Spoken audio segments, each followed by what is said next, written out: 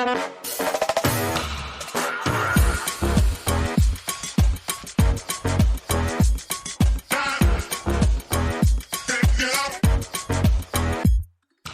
to Out of the Box with Christine. Are you willing to step into your greatness? Are you ready to shine? Well, get ready, Truth Seeker. You're in for an amazing ride. And now, here's the host of the show, Christine Blosdale.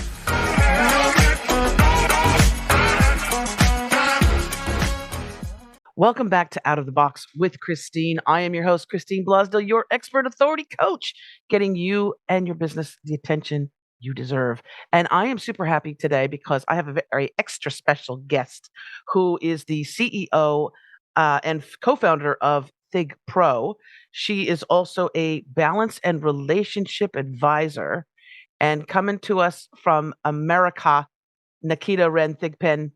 Welcome. We're both, well, if people are watching this on YouTube, and they should, we're both dressed like we're ready to go to the North Pole. That's right. Because we don't like to be cold. I detest being cold. I vie for comfortable. That's the one time I vie for comfortable is in my skin. Right on. Well, and it's good that you state exactly how you want to be. And we're going to get into that today. But I said you were the CEO and co-founder of Thig Pro. Can you expand upon that? Because people going, what's a Thig Pro? I know. Fun story. So our legal parent company name is my last name, right? Thigpen. So it's Thigpen's Professionals LLC. And our business this May will be 12 years old on the 17th. Congratulations. And thank you. And no one could say our name. Like, that was the reality of it. They would literally either say TP, which could be, considered appropriation of some levels because I am not Native American, or they would say Thig Pro. So we just stuck with Thig Pro and we expanded it to say what it means, which is the Balance and Relationship Management Institute. We work with power couples and potent humans, helping them to create deeper intimacy, build a stronger family so they can create new multi-generational imprints from their self-actualized wholeness. So we do a lot under the gauze of personal development. I love that. And I love the fact too that you work with couples, and we're going to dive into being a potent human, which I just love. That's so juicy, that whole terminology. But I do like that you also work with couples because so much of our journey in life is just like that one I've got to do this and I've got to do that, and she's got to do this and she's got to do that, right? And so we're, in many ways, you can go in different directions. Yeah. And we're on a little sailboat, and we need all hands on deck, and we need all hands on deck to know which way we're going, right? That's so right. I really love that. So it's empowering couples as well, relationships. Yeah. It's super important. So a long time ago, I feel like it was almost 10 years ago, the one time my husband came out with me, and we're 29 years deep in this, y'all. So, we deal with the ebb and flow of the energy that comes. I was speaking at a Black Love conference at University of Pennsylvania and out here in Philadelphia in America. And inside the conference, my husband was like, being a good champion, good cheerleader, taking photos, videos, all the things. It was a room where people were literally standing on the walls because we didn't have enough seats. And the topic was about passing ships, because so many couples could really relate to when you love your human, you love your person that's with you, but you feel disconnected because of schedules, because of different work rest styles. When you're coming up with your energy, the other person is sleeping and it's like, please leave me alone. Don't talk to me. Don't touch me, because of whatever is going on. And you start to feel like there's this big chasm that's coming up in between your relationship where one or both of you are going to be sucked into and lost forever. And it doesn't have to be that way. So a lot of our work with these potent humans who make up the power couples is really meeting them at the intersection of work-life balance and sustainable business, because most of them are entrepreneurs, founders. Some are career achievers, in a corporate environment, but most of our couples are actually founders and entrepreneurs. And we want to meet them at that intersection where they're trying to sustain, they're trying to have work-life balance for themselves, selfishly, so they can have space for themselves, their mental health, and fulfilling relationships. So that kind of 4-layer quadrant is where we thrive in helping people. And I will say, as the first partaker of all of these layers of drama, it was because that was the place that we needed the most support in the earlier stages of our marriage as well. Well, that makes some of the best coaches as well, Hmm. is the person that's going through. I know, my coaching is taking solopreneurs and entrepreneurs, coaches, consultants, authors, and getting their brand out, getting the brand being them, getting Hmm. them out, getting them on video, getting them creating content, creating those videos, getting podcasts together, all that stuff, getting Yeah. the word out into the world of who they are and their majesty and their wisdom. Mm. And for me, I was in radio for 20 plus years. And so I was Nice. very comfortable not being on camera. I was very comfortable not having anybody know what I looked like, or, it was just Hmm. the voice. It was just, Christy, I'm fine with the voice.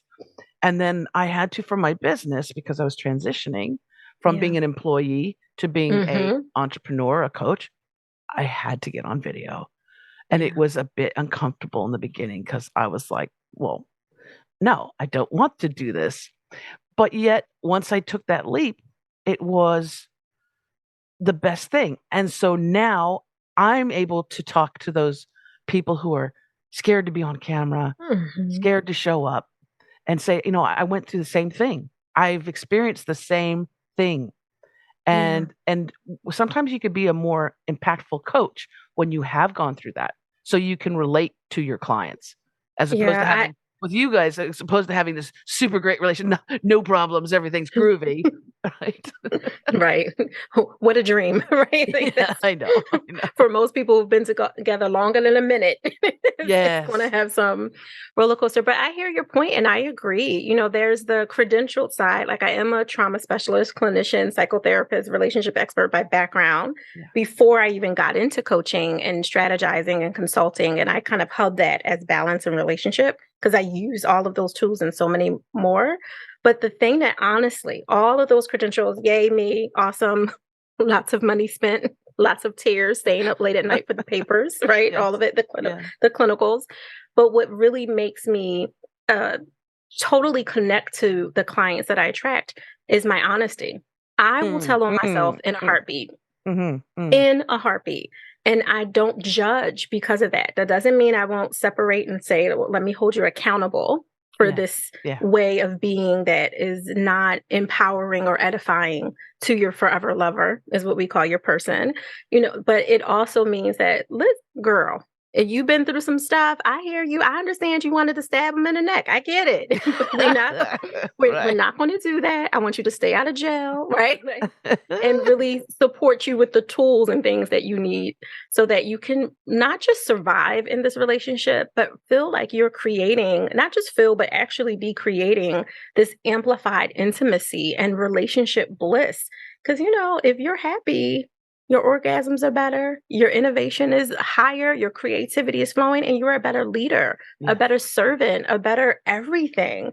But it starts with you having a good relationship with yourself. So that's really where the deep work comes in. Oh, yes. You nailed it on the head there, because so much as we tend to look for those things outside of ourselves.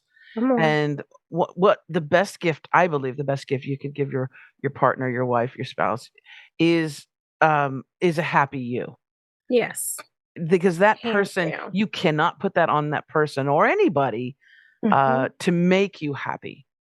You need to be whole and happy in yourself, because that's the most beautiful gift that you can give anybody. And I really I love the fact that you have that background in therapy and Mhm. trauma, because Mhm. let's be honest, so much Come on. that affects relationships, but and not just relationships like in couples, but also people's own trajectory in success Yes. as an entrepreneur, are those traumas, those early childhood traumas, most of the time, that happen to us and really can muck us up, can hold us back. You want to talk And about it that a does. little bit? Yeah, I mean, you're 100% right. Like we could mic drop that moment and end the show right there because We're it's done. Okay, true. yeah. Right, right. It is true. There's so many early scripts that we all have as humans with breath in our body. You have scripts from your third trimester of being in your mother's womb, whoever that mother was for you that carried you, all the way through somewhere between 7 and 9 years old. You were absorbing a lot of things that didn't belong to you, both through the good intention of the guardians that tried to pour into you, as well as their trauma, their dysfunction. Epigenetics teaches us that there's at least 14 years of generational trauma in your cells before you are born.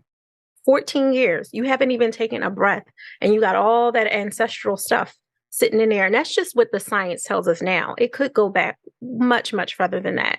So when you have this beautiful human coming out and having to absorb the fussing, the cussing, the car crashes, the anxiety, the stress, the good stress of fantastic environments of possibility where people don't know how to balance their emotions and they're high strung or they're swinging in their moods, all of those things little people absorb and they start to create stories around it.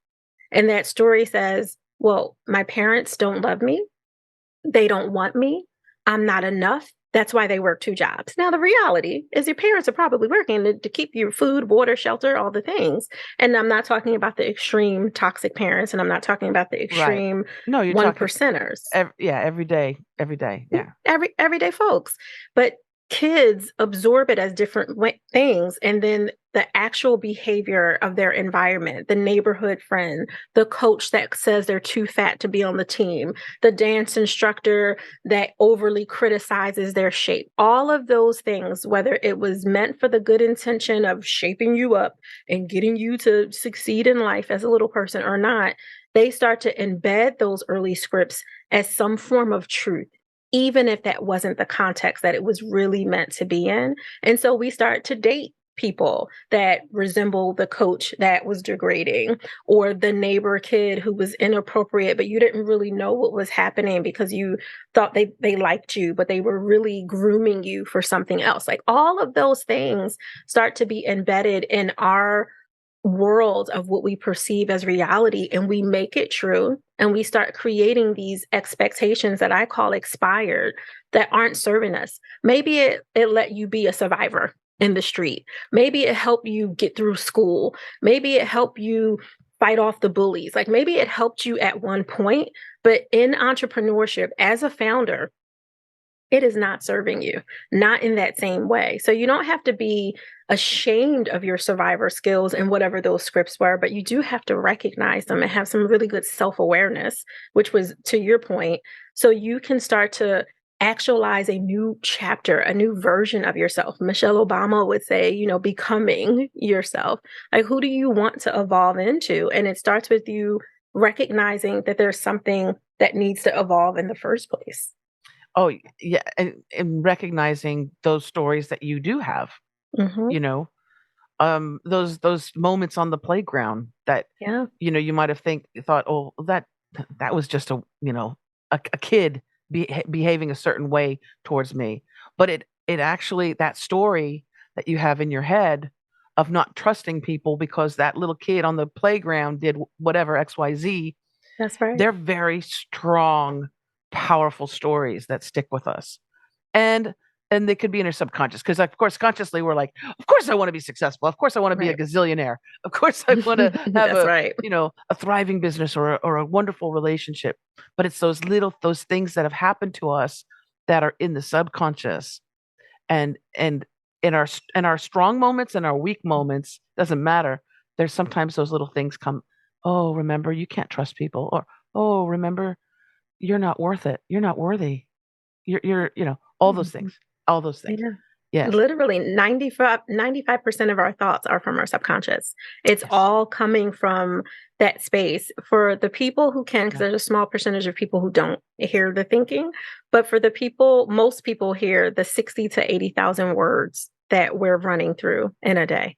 That's a lot of conversation. That's a lot of second guessing. That's a lot of negativity that's coming up. This what we call negativity bias, where you could have 100 people compliment you, but one person shades you, and you zoom in on the negative, and that's the thing that plagues you for the rest of the hour, the day, the week, or Yes. the month.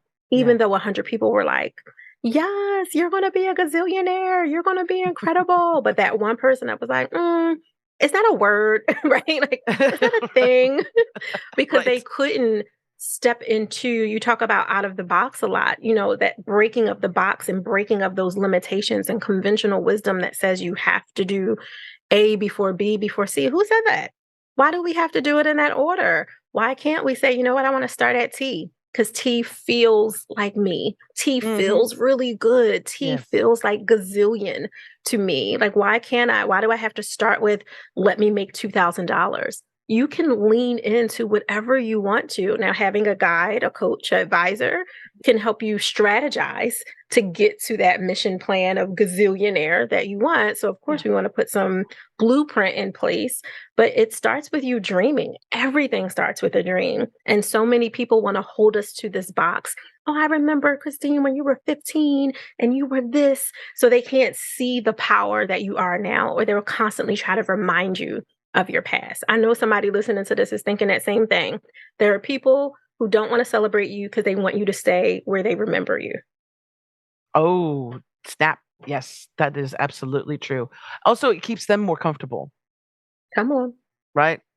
Was it Jenny from the block? It's like That no, no, part. no, no. We want to keep you down here. See, there was a big culture shock that I had when I moved from America to Australia.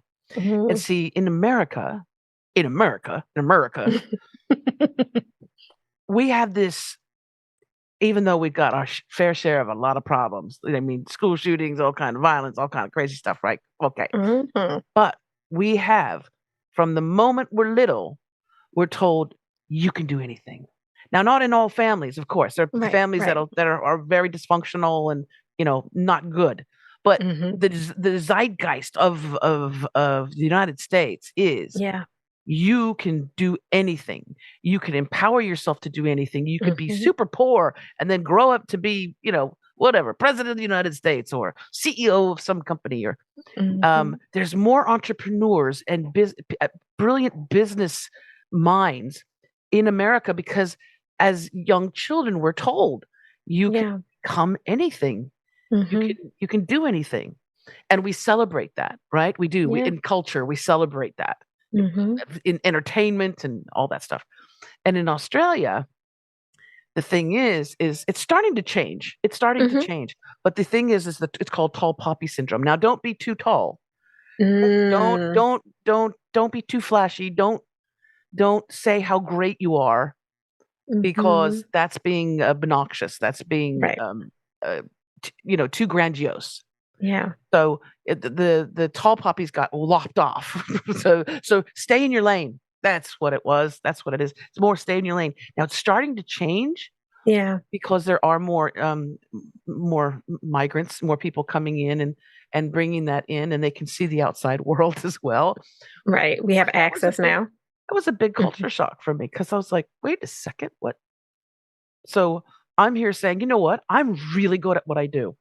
I was Yes. at a meeting. I was at a networking meeting the other day, and I remember everybody was. They're all Aussies, and and I just said because you have to go around for like 30 seconds, and you just say your message of the day. And I Mhm. just said, you know what?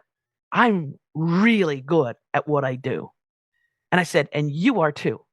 And they all felt so uncomfortable with that. Yeah.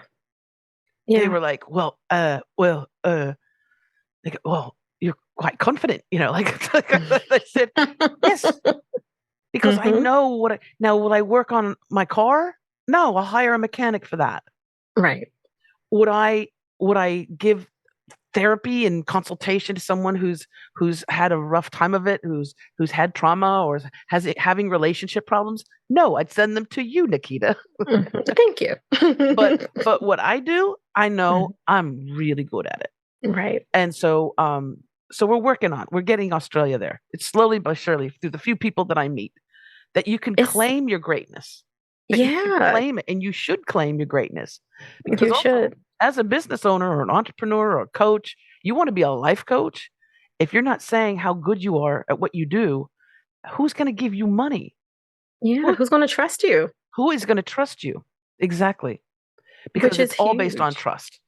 Absolutely. I mean, if you feel meek and moderate about your expertise, whatever it is, like you said, a mechanic, I'm not sure I want to trust my only vehicle, my only way to get to work, or to drive my kids, or to take myself to doctor's Yeah. appointments with someone who's like, I think I can, right? And you really want to lean into the creating your own lane, to your point of, stay in your lane, which is the hyperculture for Aussies, where they what their foundation was, is create your own lane. There's a woman who's pretty amazing named Catherine Porritt, who's an Aussie, and she talks about, and it was a little shocking to me the first time I heard it too.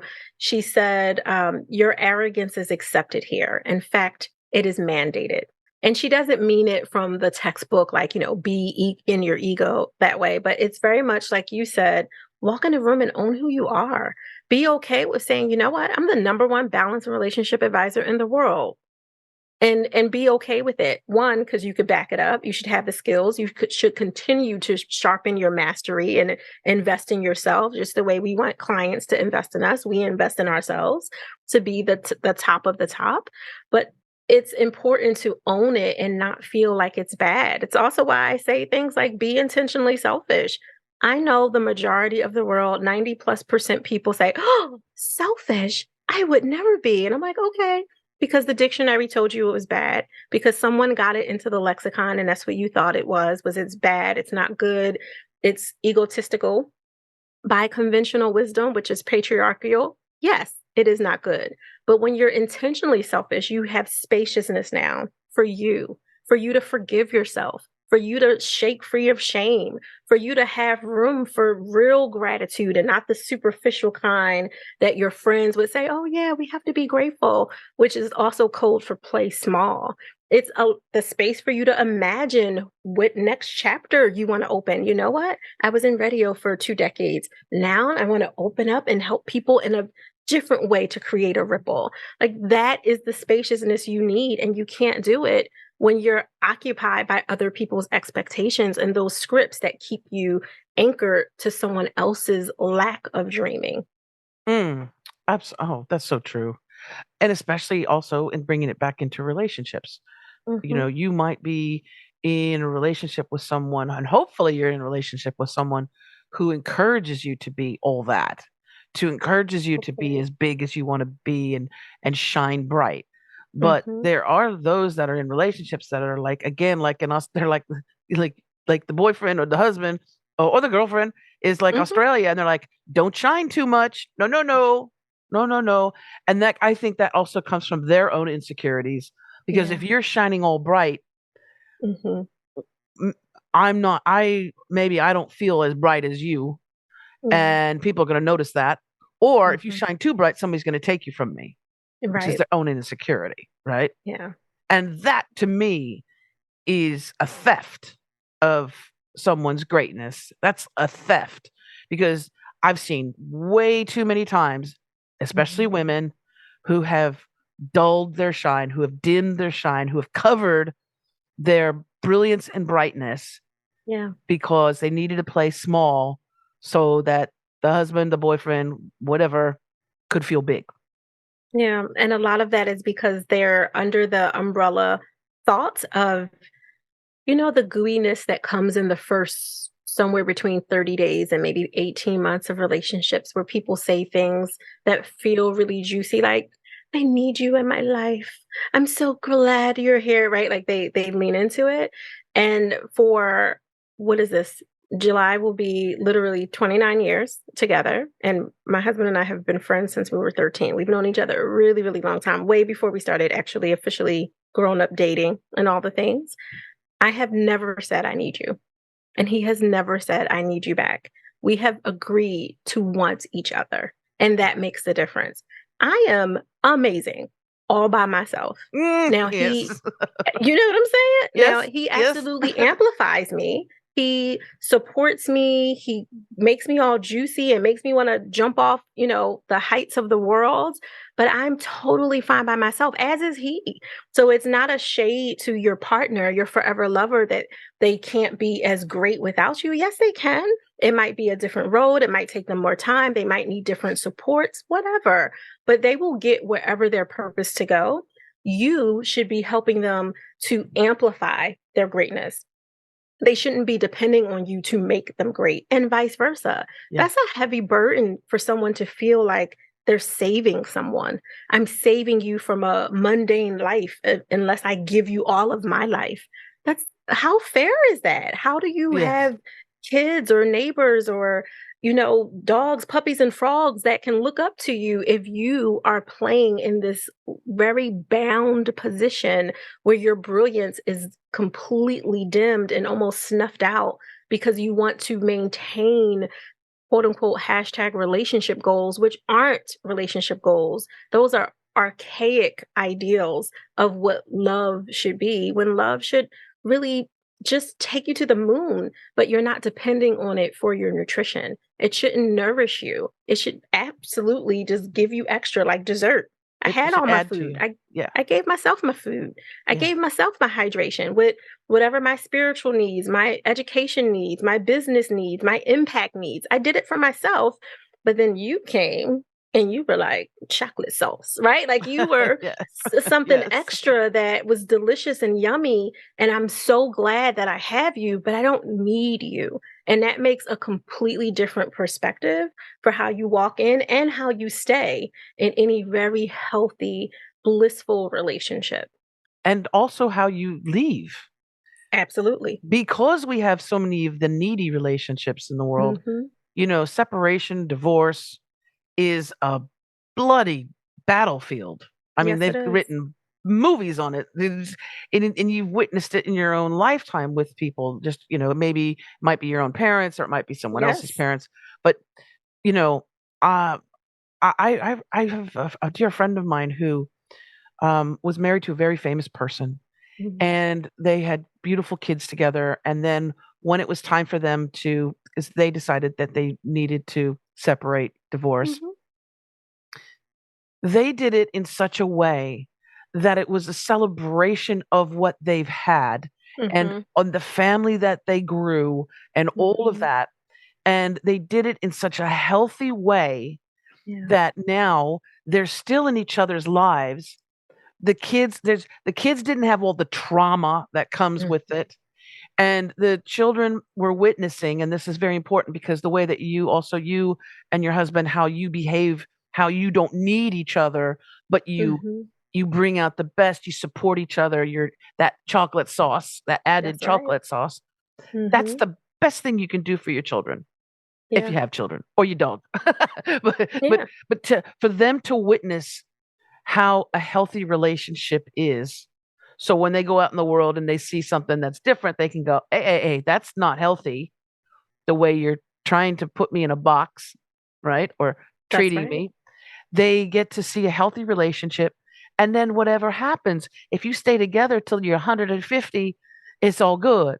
But That's right. if something happens, if one dies, if Mhm. if a partner dies, sometimes the other person goes right after them because their whole world was that person. And of That's course, right. it would be horrific for me to lose my wife. Absolutely. I'd be devastated.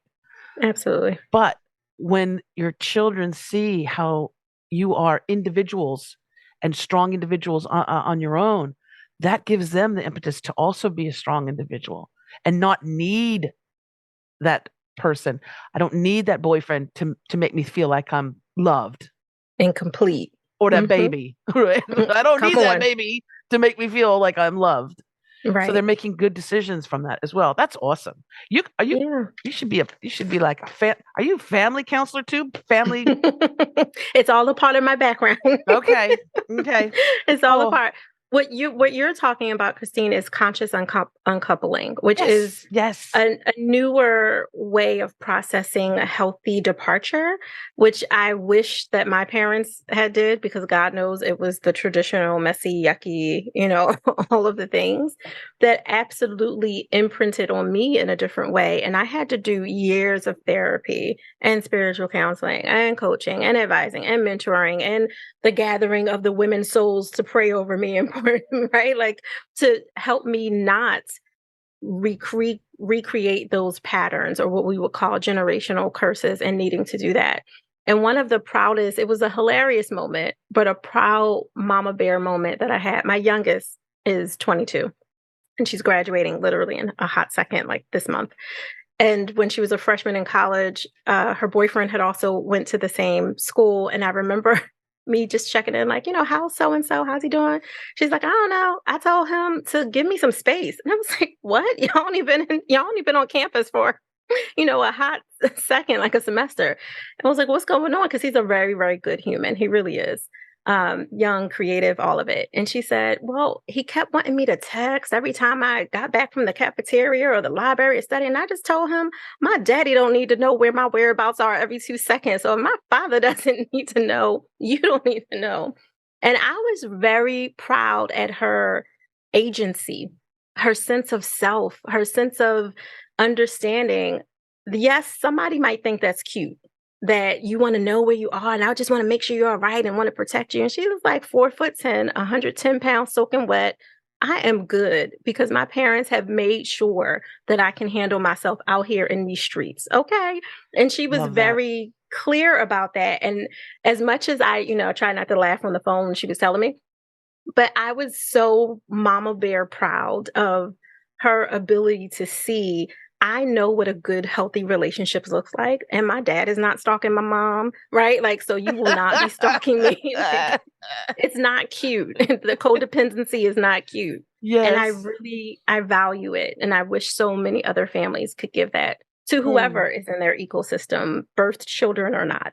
Yeah. Oh, that is a proud mama moment. I love that. I was proud. I do love that. Oh my gosh, Naketa, I could talk to you forever and ever and ever. Please come back on the show. You're welcome to come back anytime. Don't tempt me with a good time. I will. And if you've got anything that's going on you want to let people know about, well, tell people how they can find out more about you and get involved in some of the beautiful, juicy programs that you have for couples, but also for individuals as well. Yes, those potent humans who we love so much. I think the easiest place for people to go is our key website, which is that fun word, ThigPro, THIGPRO.com. That's where the Balance Boldly podcast is. Christine and I were talking about the new show, The Lazy Overachiever, that's coming out. All of those things, including information about our incubator and courses and such, are all on ThigPro.com, as well as the updates. Everything that we do, we update right there on that site. Beautiful. Absolutely Thank beautiful. You. And I'll make sure I'll put the link so that people don't have to stop what they're doing at the moment, but they can check in the show notes. There'll be a direct link to that. And then Naketa, if you send me the links to your podcast, we'll promote those as well. Get those out there as well. And it's a great name for that new podcast that you're creating. I think that's quite clever. We're going to have a gazillionaire on there, by the way. hey. Oh, now I've got to create a podcast called Gazillionaire. All right. Mm-hmm. I've already got 2. Might as well have 3. 3, good things come in 3, as they say. That's right. Okay. That's balance. Yes. All right. Thank you so much, Naketa, again, for joining me today. We will put the website on the show notes. That's thigpro.com. And I want to thank you, beautiful listeners. We're getting feedback from people that are listening to us in Italy and, of course, here in Australia and the UK. So thank you so much for sharing the show. If you got something out of it, or if you think someone you love could get something out of this conversation that we've been having, please make sure you share the show. Either if it's the podcast link, so somebody can listen to it, or if it's the video link from YouTube, please do share. This does nobody any good if you just keep it all to your juicy self, right? So make sure you share it. If you want more information about the podcast, about my coaching program, about my gazillionaire, people that are watching on YouTube, they can see I got a gazillionaire beanie. These are available in my store at christineblasdale.com. It has nothing to do with my coaching business. I just like creating cool, weird stuff. So if you want to get some cool, weird stuff, you can go to my store at christineblasdale.com.